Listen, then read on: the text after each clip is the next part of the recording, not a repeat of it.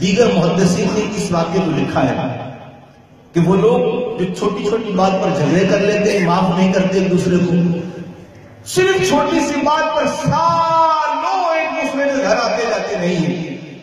فرمایا کہ ایک شخص حج پر گیا، جب حج پر جانے لگا وہاں ایک بستی میں اس نے پڑاؤ کیا، ایک نیک آدمی کا وہ مہمان ٹھہرا، اس نیک بندے کو اس نے 1000 دینار امانت پر دیے، خزانہ دیا کہ جناب اس کو رکھ لیجئے، میں جب حج سے واپس آؤں گا یا عمرے سے واپس آؤں گا آپ سے لے لوں گا۔ وہ شخص حج سے فارغ ہو کر جب واپس آیا، پتہ چلا جس کو میں نے امانت دی تھی اس کا انتقال ہو چکا تھا۔ مکے کے کسی عالم سے مسئلہ پوچھا کہ حضور میں کیا کروں، میں اس شخص کو جانتا بھی نہیں اور میرا اتنا خزانہ اس کے پاس ہے، 1000 سونے کی اشرفیاں عام بات تھوڑی۔ اس وقت کا خزانہ صدیوں پرانی بات ہے، صدیوں پرانی کہانی ہے، حضور میں کیا کروں؟ وہ عالم کو صاحب دل تھا، سبحان اللہ، کہا مسئلہ تیرا ہم حل کر دیتے ہیں کہ تو رات کے پچھلے پہر میں آب زمزم کے کنویں پر چلے جانا، زمزم کے کنویں پر آواز دینا، اگر تیرا وہ امانت لینے والا دوست جنتی تھا تو تجھے ضرور جواب دے گا۔ اب رات کے پچھلے پہر میں آب زمزم کے کنویں پر وہ چلا گیا، اے میرے بھائی، اے میرے دوست، میں تیرا فلاں مسافر دوست ہوں، میری امانت کہاں ہے؟ آوازیں لگاتا آواز نہ آئی، بالکل آواز نہ آئی۔ اس عالم کے پاس آیا، حضور وہ تو آواز نہیں آتی، عالم کے منہ سے نکلا انا للہ و انا الیہ راجعون، لگتا یہ کہ تیرا وہ دوست جہنمی ہے۔ حضور کیا کہہ رہے ہیں؟ میں جب روز ان کے پاس رہا ہوں، تہجد گزار، نیک، متقی، پرہیزگار، تلاوت قرآن کرنے والا، 5 وقت کی نماز پابندی سے، میں نے کسی کے ساتھ اس کو زیادتی کرتے ہوئے نہیں دیکھا، حلال کماتا تھا، حلال کھاتا تھا، اتنا نیک بندہ جہنمی؟ فرمایا ایسا کر، یمن چلا جا، مرغون نامی وہاں کنواں ہے، رات کے پچھلے پہر اس کنویں پہ آواز دے، اگر یہ تیرا دوست جہنمی ہے تو اس کنویں سے تجھے ضرور جواب دے گا، اور اس سے پوچھ لینا تیرا خزانہ کہاں ہے۔ اب یہ شخص یمن چلا گیا، یمن کی اس کنویں پر اس نے آواز لگائی، او میرے بھائی، او میرے دوست، میں تیرا وہ مسافر بھائی ہوں، تو کہاں ہے، میرا خزانہ کہاں ہے؟ علماء کہتے ہیں جب اس نے آواز لگائی، یمن کے اس جہنمی کنویں سے آواز آئی کہ ہاں ہاں، کہ میں اسی کنویں میں ہوں، میں نے اپنے گھر کے فلاں کونے میں خزانہ تیرا چھپا رکھا، میری اولاد نہ واقف ہے، جا کر یہ ان کو پیغام اور یہ نشانی دینا اور اپنا خزانہ نکال لینا۔ علماء کہتے ہیں وہ حاجی تو سرپٹا گیا، کہنے لگا اے میرے بھائی مجھے خزانے سے سروکار نہیں، میں تو حیران اور پریشان ہوں، تیرے جیسا نیک آدمی، تیرے جیسا متقی بندہ جہنم میں جل رہا ہے، آخر تو نے کیا کیا ہے؟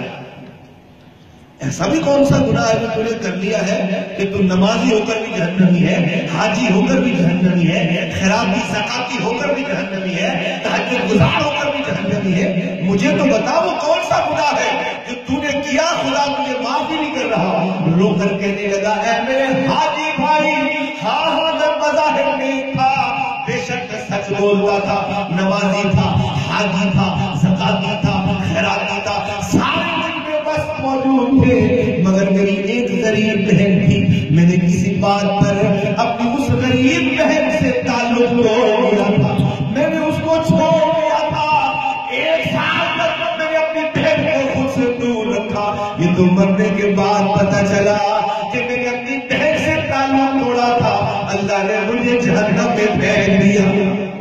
اللہ، وہ نماز، وہ عبادتیں، وہ زکاتیں، وہ خیراتیں، تو پتہ چلا یہ وصف اللہ کو بڑا پاتا ہے۔ آپس میں پیار سے رہو، پیار رکھو، محبت رکھو، پیار بانٹو، کہ میرے نبی کا درس یہی ہے، سرکار آئے ہی پیار بانٹتے ہیں، ورنہ خدا کی قسم زمانت و ظلم و جبریت اور بربریت میں بھرا پڑا تھا۔ میرے نبی نے آ کر دنیا کو بتایا بہن کسے کہتے ہیں، ماں کسے کہتے ہیں، بھائی کسے کہتے ہیں، باپ کسے کہتے ہیں، چچا کسے کہتے ہیں، تایا کسے کہتے ہیں، پھوپھا کسے کہتے ہیں، پھوپھی کسے کہتے ہیں۔ یہ رشتوں کی پہچان تو محمد عربی نے آ کر کرائی ہے۔ تو آج اس محبت کو بانٹو، ایک دوسرے کو سینے لگاؤ، بھائیوں کو سینے لگاؤ۔ اگر کسی نے غلطی کی تو معاف کر دو تاکہ قیامت کا دن ہو مصطفیٰ کے جھنڈے میں ہمیں بھی جگہ مل جائے. تو یہ آج کی نشست کا چھوٹا سا ہمارا درس ہے کہ پیار بانٹو،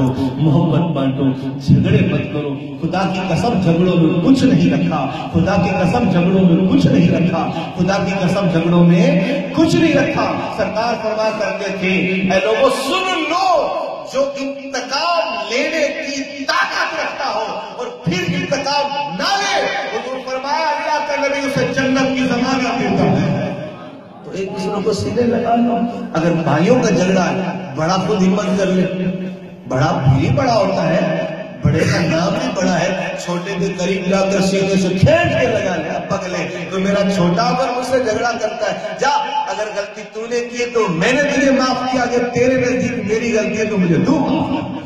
تو کیا جاتا ہے اس کام کے لیے؟ تو میرے محبوب کے صحابہ نے خوب تاریخ رقم کی ہے. المختصر کہ ہم نے اس وصف کو اپنانا ہے، آپس میں محبتیں بانٹنی ہے کہ اللہ کے محبوب نے خود حضور کو بھی یہ وصف کا حکم دیا. فرمایا خذ العفو، اے سونے، اے پیارے، امت کے سہارے معاف کرنا اختیار کرو اور نیکی کا حکم کیا کرو.